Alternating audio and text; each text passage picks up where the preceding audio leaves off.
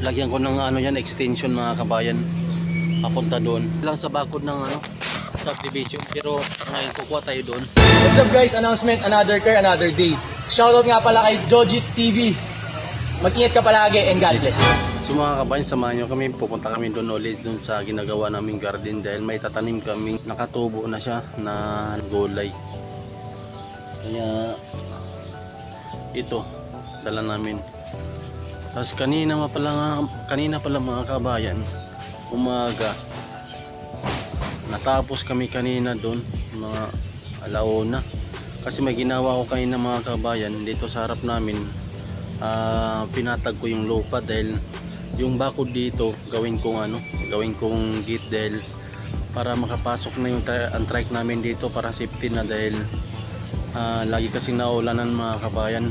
Kasi dito banda sa ginagawa ko yan,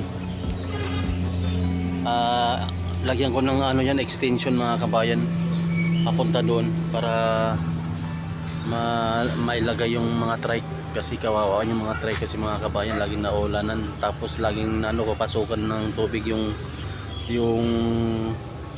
karburador nya.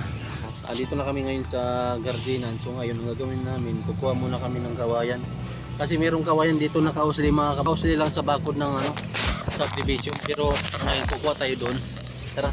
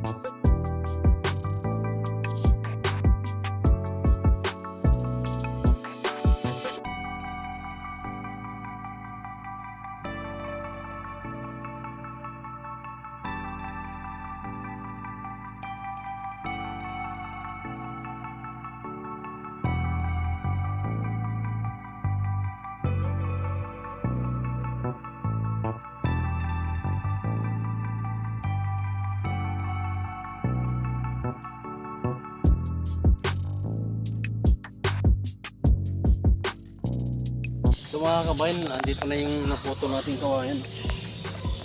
Ito yung pang gapangan natin mga kabayan sa ano, mga gulay. Pag once na tumubo na sila.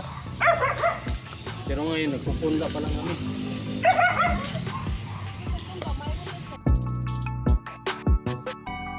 Sigarilyas yan mga kabayan.